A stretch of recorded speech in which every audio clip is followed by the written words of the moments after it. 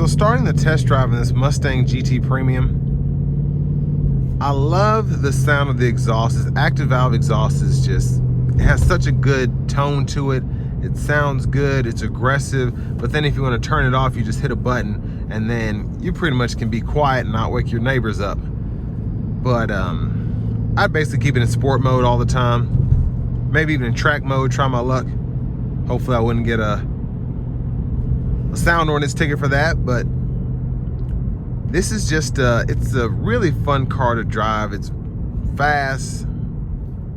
It's relatively fuel efficient for what it is. And I just, I wish everybody else would bring back their V8s. Now I will say I drove the Scat Pack Plus Charger, and that was a beast with 550 horsepower, twin turbo i6. So it can be done in terms of making a fun sports car, but there's just something about this 5-liter V8 that's just, it's just something about it, man. It's just awesome.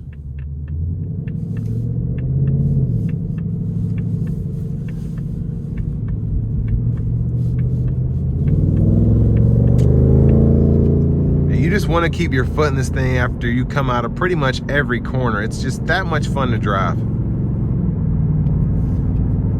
But I'm gonna put in normal mode for a minute to see how it drives.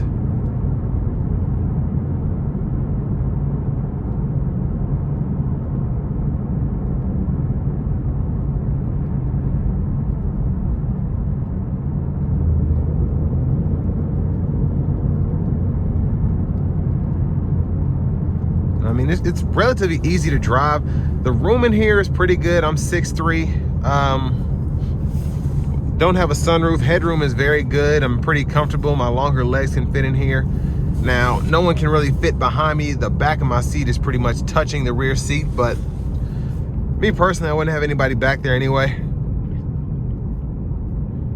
really don't understand why they put back seats in these things. I guess for people that aren't as tall as me, because I have to have the seat all the way back, period.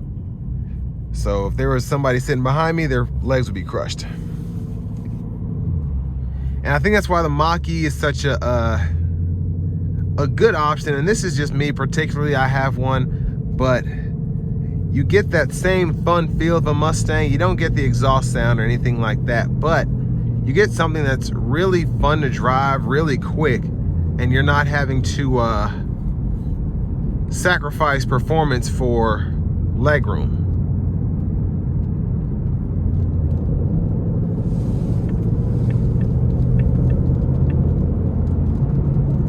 Now this normal mode almost feels like an eco mode to me in the way that it kind of dials you back compared to the sport mode. It kind of helps with that fuel economy, fuel efficiency.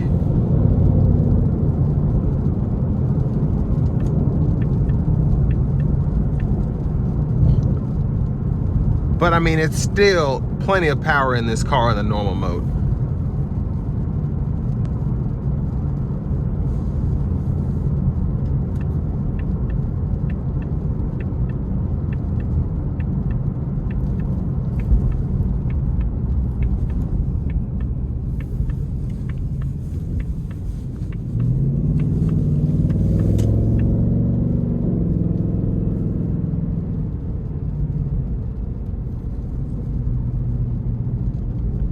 Now the overall ride of the car, it's a sports car. It's stiff, it's very stiff, but it's not really anything that gets on my nerves. It's what I expect from a Mustang. That's what I want from a Mustang. I want to be able to feel the road, feel everything. It's still fast, quick, however you want to describe it. And just having that more sport tuned suspension just makes it that much easier, I feel, to control without you panicking.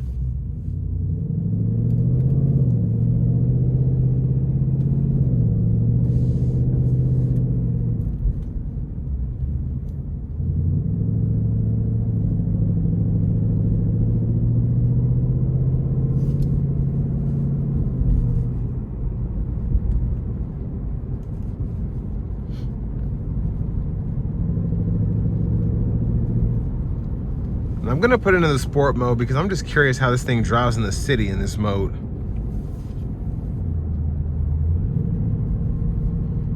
Okay, so I see it wants to rev hot already.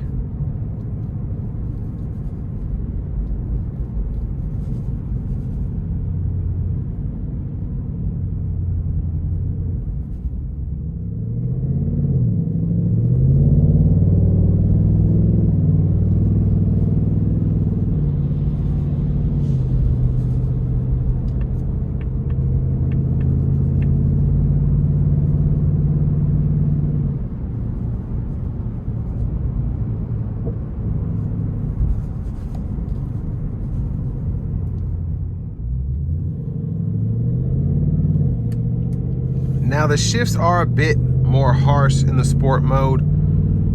It tends to want to rev a little bit higher before it does shift. But I mean, this is probably the mode I would keep it in most of the time, maybe even have the paddle shifters going. I just like having that more aggressive feel if I'm going to be in a car like this.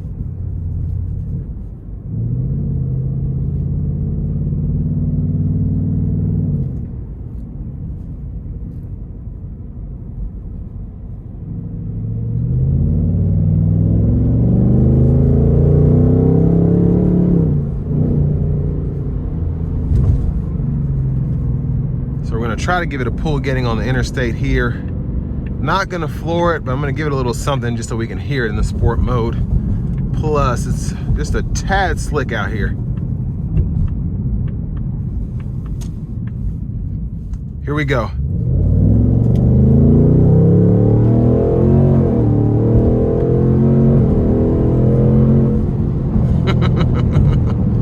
I mean, that was nothing. I was just toying with it.